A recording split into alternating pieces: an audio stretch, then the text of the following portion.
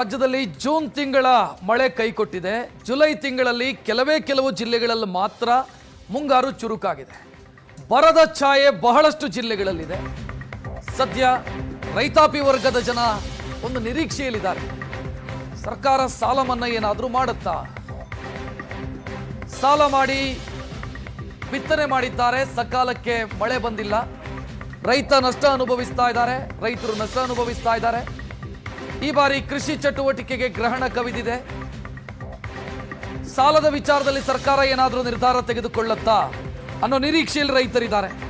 ಡಿ.ಕೆ. ಶಿವಕುಮಾರ್ ನಿನ್ನೆ ಇದಕ್ಕೆ ಪೂರಕವಾಗಿ ಪ್ರತಿಕ್ರಿಯೆ ಕೊಟ್ಟರು.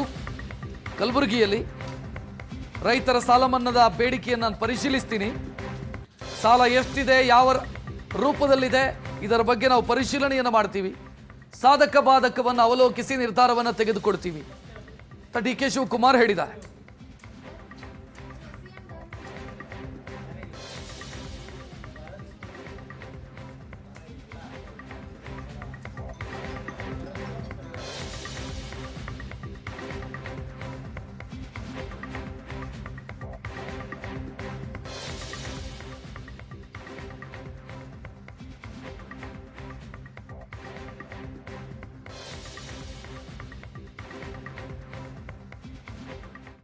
ಅನ್ನೋದು ಅಷ್ಟು ಸುಲಭವಾದ ಕೆಲಸ ಅಲ್ಲ. ನೋಡೋಣ, ನಾವು ನೋಡ್ತೀವಿ. ನಾವೆಲ್ಲ ಅವ್ರು ಮಾಡಿದೋದಾಗೆಲ್ಲ ನಾವು ಹಿಂದೆ ಮಾಡಿದ್ದೀವಿ. ಮನಮೋಹನ್ ಸಿಂಗ್ ಅವರು ಮಾಡಿದ್ದಾರೆ, ಅದನ್ನ ಪರಿಶೀಲನೆ ಮಾಡ್ತೀವಿ. ಸಾಲ ಮನ್ನಾ ಅನ್ನೋದು ಅಷ್ಟು ಸುಲಭವಾದ ಕೆಲಸ ಅಲ್ಲ. ನೋಡೋಣ, ನಾವು ನೋಡ್ತೀವಿ. ನಾವೆಲ್ಲ ಅವ್ರು ಮಾಡಿದೋದಾಗೆಲ್ಲ ನಾವು ಹಿಂದೆ ಮಾಡಿದ್ದೀವಿ. ಮನಮೋಹನ್ ಸಿಂಗ್ ಅವರು ಮಾಡಿದ್ದಾರೆ, ಅದನ್ನ ಪರಿಶೀಲನೆ ಮಾಡ್ತೀವಿ. ಸಾಲ ಮನ್ನಾ ಅನ್ನೋದು ಅಷ್ಟು ಸುಲಭವಾದ ಕೆಲಸ ಅಲ್ಲ. ನೋಡೋಣ, ನಾವು ನೋಡ್ತೀವಿ. ನಾವೆಲ್ಲ ಅವ್ರು ಮಾಡಿದೋದಾಗೆಲ್ಲ ನಾವು ಹಿಂದೆ ಮಾಡಿದ್ದೀವಿ. ಮನಮೋಹನ್ ಸಿಂಗ್ ಅವರು ಮಾಡಿದ್ದಾರೆ, ಅದನ್ನ ಪರಿಶೀಲನೆ ಮಾಡ್ತೀವಿ. ಸಾಲ ಮನ್ನಾ ಅನ್ನೋದು ಅಷ್ಟು ಸುಲಭ. ಈ ವಿಚಿತ್ರ ಪರಿಸ್ಥಿತಿಯನ್ನ ನೋಡ್ತಾ ಇದೆ. ಅರ್ಧ ರಾಜ್ಯದಲ್ಲಿ ಬರಗಾಲ ಇದೆ, ಇನ್ನರ್ಧ ರಾಜ್ಯದ ಕೆಲ ಜಿಲ್ಲೆಗಳಲ್ಲಿ ಮಳೆಯಾಗ್ತಾ ಇದೆ. ಮಲೆನಾಡು ಮತ್ತು ಕರಾವಳಿ ಭಾಗದಲ್ಲಿ ನಿರೀಕ್ಷಿತ ಪ್ರಮಾಣದಲ್ಲಿ ಮಳೆಯಾಗದೇ ಇದ್ರೂ ಜುಲೈ ತಿಂಗಳಲ್ಲಿ ಒಂದು ಸ್ವಲ್ಪ ಚುರುಕಾಗಿದೆ ಮುಂಗಾರು. ಆದರೆ ದಕ್ಷಿಣ ಒಳನಾಡು ಮತ್ತು ಉತ್ತರ ಒಳನಾಡು ಭಾಗ ಮಳೆಯಾಗ್ತಾ ಇಲ್ಲ. ಮಳೆಯಾದರೂ ಕೂಡ ನಿರೀಕ್ಷಿತ ಪ್ರಮಾಣದಲ್ಲಿ ಆಗ್ತಾ ಇಲ್ಲ. ಹವಾಮಾನ ಇಲಾಖೆಯ ಮಾಹಿತಿ ಪ್ರಕಾರ 60% ಮಳೆಯ ಕೊರತೆ.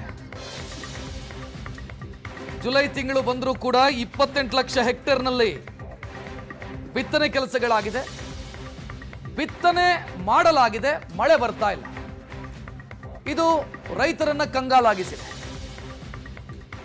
ಕರಾವಳಿ ಮಲೆನಾಡು ಭಾಗದಲ್ಲಿ ಮಳೆಯಾಗ್ತಾ ಇದೆ. ಮಲೆನಾಡು ಭಾಗದಲ್ಲಿ ಮಳೆಯಾಗಿರೋದ್ರಿಂದ ನಮ್ಮ ಡ್ಯಾಮ್ಗಳ ಇನ್ಫ್ಲೋ ಜಾಸ್ತಿ ಆಗ್ತಾ ಇರಬಹುದು, ಅದು ಒಳಹರಿವಿನ ಪ್ರಮಾಣ ಜಾಸ್ತಿ ಆಗ್ತಾ ಇರಬಹುದು. ಆದರೆ ನೀರಾವರಿ ಕಲ್ಪಿಸೋದಕ್ಕೆ ಸಾಧ್ಯವಾಗದಂತ ಜಾಗದ ರೈತರು ಸದ್ಯ ತಲೆಯ ಮೇಲೆ ಕೈ ಹೊತ್ತು ಕೂತಿದ್ದಾರೆ. ಏನಾಗುತ್ತೆ ಈ ಬಾರಿಯ ಕಥೆ ಏನು ನಮ್ಮದು? ಸಾಲ ಸೋಲ ಮಾಡಿ ಬಿತ್ತನೆ ಕೆಲಸಗಳನ್ನು ಮಾಡಲಾಗಿದೆ, ಮಳೆ ಬರ್ತಾ ಇಲ್ಲ. ಬೆಳೆ ಉಳಿಬೇಕು ಅಂತಾದರೆ ಮಳೆ ಬರಬೇಕು, ಬಟ್ ಮಳೆ ಬರ್ತಾ ಇಲ್ಲ. ನೀರಾವರಿ ಇರುವಂಥ ಜಮೀನಿಗೆ ಅಂತಾದರೆ ನೀರಾವರಿ ವ್ಯವಸ್ಥೆ ಆಗುತ್ತೆ. ಮಳೆಯನ್ನು ನಂಬಿ ಕೃಷಿ ಮಾಡ್ತಾ ಇರೋರ ಕತೆ ಏನು ಅನ್ನೋದು ಸದ್ಯಕ್ಕಿರುವಂಥ ಪ್ರಶ್ನೆ. ಅದೇ ಕಾರಣಕ್ಕಾಗಿ ರೈತರು ಸಾಲ ಮನ್ನಾದ ನಿರೀಕ್ಷೆಯಲ್ಲಿದ್ದಾರೆ. ರಸಗೊಬ್ಬರ ಖರೀದಿ ಮಾಡಿದ್ದಾಗಿದೆ, ಬಿತ್ತನೆ ಕೆಲಸಗಳನ್ನು ಮಾಡಿದ್ದಾಗಿದೆ, ಸಕಾಲಕ್ಕೆ ಮಳೆ ಬಾರದ ಪರಿಣಾಮ ರೈತರು ಸಂಕಷ್ಟಕ್ಕೆ ಸಿಲುಕಿರುವುದು. ಬಹಳಷ್ಟು ಜಿಲ್ಲೆಗಳಲ್ಲಿ ಇದೇ ಸ್ಥಿತಿ ಇದೆ. ದಕ್ಷಿಣ ಒಳನಾಡು, ಉತ್ತರ ಒಳನಾಡು, ಇಲ್ಲಿ ರೈತರು ಸಂಕಷ್ಟಕ್ಕೆ ಸಿಲುಕುವಂತ ಮುನ್ಸೂಚನೆ ಕಾಣ್ತಾ ಇರೋದು. ಎಲ್ಲೆಲ್ಲಿ ಮಳೆ ಕೊರತೆ ಆಗಿದೆ ಅನ್ನೋದನ್ನ ಕೂಡ ನಾವು ನೋಡ್ತಾ ಹೋಗಬಹುದು. ಬಳ್ಳಾರಿಯಲ್ಲಿ 42%, ಕೊಪ್ಪಳದಲ್ಲಿ 33%, ವಿಜಯನಗರದಲ್ಲಿ 63%, ರಾಯಚೂರಲ್ಲಿ 23%, ಕಲಬುರಗಿಯಲ್ಲಿ 41%, ಯಾದಗಿರಿಯಲ್ಲಿ 19%, ಬೀದರ್ನಲ್ಲಿ 34% ಮಳೆಯ ಕೊರತೆಯಾಗಿದೆ. ಅಂದ್ರೆ ವಾಡಿಕೆ ಮಳೆ ಏನಿದೆ, ಪ್ರತಿ ವರ್ಷ ಬರುವಂತ ಮಳೆ, ಅಷ್ಟು ಮಳೆ ಬಂದಿಲ್ಲ.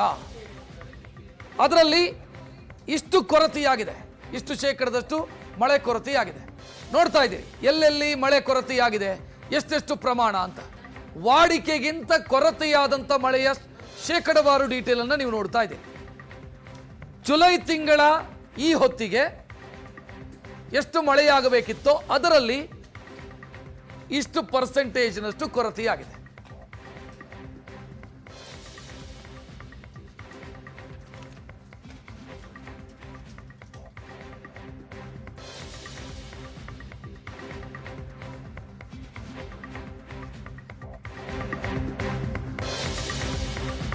ಕೊಪ್ಪಳ ಜಿಲ್ಲೆಯಲ್ಲಿ ತೀವ್ರ ಬರಗಾಲದ ಸ್ಥಿತಿ ಇದೆ. ರೈತ ಕಂಗಾಲಾಗಿದ್ದಾರೆ.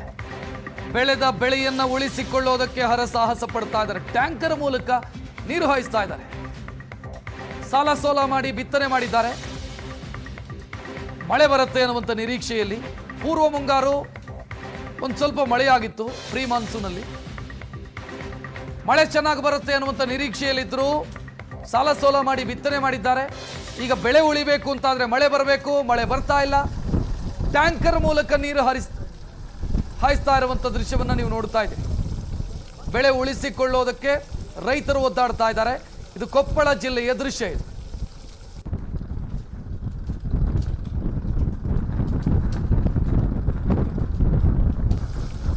ಬಟ್ ಈ ಹೊತ್ತಲ್ಲಿ ಈ ಸ್ಥಿತಿ ಇದೆ ಅಂತಾದರೆ ಮುಂದಕ್ಕೇನು ಅನ್ನುವಂಥ ಪ್ರಶ್ನೆ ಇರೋದು. ಈಗ ಹೇಗೋ ಟ್ಯಾಂಕರ್ ಮೂಲಕ ಬೆಳೆ ಉಳಿಸಿಕೊಳ್ಳೋದಕ್ಕೆ ರೈತ ಒದ್ದಾಡಿ ಟ್ಯಾಂಕರ್ ವ್ಯವಸ್ಥೆ ಮಾಡಿ ನೀರು ಹಾಯಿಸುವಂಥ ದೃಶ್ಯವನ್ನು ನೋಡಬಹುದು ನೀವು. ಬಟ್ ಇದು ಪರ್ಮನೆಂಟ್ ಸೊಲ್ಯೂಷನ್ ಅಲ್ವಲ್ಲ. ಎಷ್ಟು ದಿನ ಅಂತ ಈ ರೀತಿ ನೀರು ಹರಿಸೋದಕ್ಕೆ ಸಾಧ್ಯ ಇದೆ? ಈಗ ಹೇಗೋ ಬೆಳೆ ಉಳಿಸಿಕೊಳ್ಳೋದಕ್ಕೆ ಮತ್ತಷ್ಟು ಸಾಲ ಮಾಡಿ ಟ್ಯಾಂಕರ್ ಮೂಲಕ ನೀರು ಹಾಯಿಸ್ತಾ ಇದ್ದಾರೆ. ಸೊ ಮಳೆ ಬಾರದೇ ಇದ್ದರೆ ಇದು ಇದೇ ರೀತಿ ಇಡೀ ಪೂರ್ತಿ ಸಮಯ ಟ್ಯಾಂಕರನ್ನು ನಂಬಿಕೊಂಡು ಕೃಷಿ ಮಾಡೋದಕ್ಕೆ ಸಾಧ್ಯ ಇಲ್ಲ.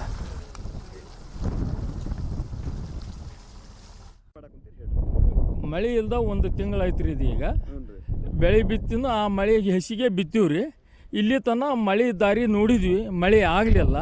ಅದಕ್ಕೆ ಟ್ಯಾಂಕರಿನ ಮುಖಾಂತರ ನೀರು ಹಾಯಿಸಿ ಏನೈತಿ ಒಮ್ಮೆ ಬದುಕಿಸಿವ್ರಿ. ಇಟ್ಟು ಈಗ ಇನ್ನೂ ಒಮ್ಮೆ ಮಳೆ ಆಗುತ್ತೋ ಏನೋ ಅಂತ ಆಸೆ ಇಟ್ಕೊಂಡು ಇನ್ನೂ ಒಮ್ಮೆ ಟ್ಯಾಂಕರಲ್ಲಿ ನೀರು ಹೊಡಿಯಕತ್ತೀವ್ರಿ. 2ನೇ ಸಲ. ಎಷ್ಟು ಖರ್ಚು ಆಗ್ತದ್ರಿ ಏನಂತ ಒಂದು ಎಕರೆಗೆ? ಒಂದು ಟ್ಯಾಂಕರಿಗೆ 800ಲಿಂದ 1000 ರೂಪಾಯಿ ತನಕ ಖರ್ಚು ಬರ್ತೀವಿ ಒಂದು ಟ್ಯಾಂಕರ್ಗೆ. ಎಷ್ಟು ಹೋಗುತ್ತೆ ಒಂದು ಎಕರೆಗೆ? ಒಂದು ಎಕರೆಗೆ 6-7 ಟ್ಯಾಂಕರ್ ಹೋಗ್ತಾವ್ರಿ. ಹ್ಞೂ ರೀ. ಏನು ಮಾಡ್ಬೇಕಂತೀರಿ ಸರ್ಕಾರದವ್ರು? ಈಗ ಸರ್ಕಾರದವರು ಕೊಪ್ಪಳ ಜಿಲ್ಲಾ ಏನೈತಿ ಮಳೆ ಇಲ್ಲದ ಕಾರಣ ಬರಗಾಲ ಅಂತಂದು ಸಾರಿ ರೈತರಿಗೆ ಏನೈತಿ ಅಂದ್ರೆ ಸಾಲ ಮನ್ನಾ ಮಾಡಿ ಏನೈತಿ ರೈತರಿಗೆ ಸಹಾಯಧನ ಬರಗಾಲ ಇದ್ದಂತ ದುಡ್ಡು ಕೊಟ್ರೆ ನಾವು ಇಟ್ಗೆ ಅನುಕೂಲ ಆಗತ್ತೆ ರೀ, ಬದುಕ್ತೀವಿ. ಎಲ್ಲ ಏನಪ್ಪ ಅಂದ್ರೆ ಮತ್ತೆ ಈಗ ಸಾಲ ಮಾಡಿದ್ರೆ ಈಗ ಮತ್ತೆ ಇದಕ್ಕೆ ಸಾಲ ಮಾಡ್ತೀವಿ. ಬೆಳೆ ಬರ್ತೋ ಬಿಡ್ತೋ ಗೊತ್ತಿಲ್ಲ. ಮಾಡೋ ಪ್ರಯತ್ನ ರೈತ ಮಾಡೋದು ಬಂತು ಚಲೋ ಆಯಿತು, ಬರಲಿಲ್ಲ ಏನಪ್ಪ ಅಂದ್ರೆ ಮತ್ತೆ ಸಾಲದಾಗ ಸಿಕ್ಕೊಂತಾನೆ ರೈತ. ಅದಕ್ಕೆ ಒಂದಿಷ್ಟು ಮೋಡ ಬಿತ್ತನೆ ಮಾಡಿ ಒಂದಿಷ್ಟು ಮಳೆ ತರೋ ವ್ಯವಸ್ಥೆನ ಮಾಡಬೇಕು. ಸರ್ಕಾರ ಎಚ್ಚೆತ್ತುಕೊಂಡು ಇತ್ಲ ರೈತರ ಕಡೆಗೆ ಗಮನ ಹರಿಸ್ಬೇಕು. ಏನೋ ಇದ್ದು ರೊಕ್ಕಲ್ಲಿ ಏನೈತಿ ಒಂದು ಟ್ಯಾಂಕರ್ ನೀರು ಹಾಕ್ಬೇಕು 1000 ರೂಪಾಯಿ. ಈಗ ಏನು ರೀ 1000 ರೂಪಾಯಿ ಒಂದು ಎಕರೆಗೆ 5 ಟ್ಯಾಂಕರ್ 5000, 4 5 20,000 ಒಮ್ಮೆ ನೀರು ಹೊಡೆದ್ರ.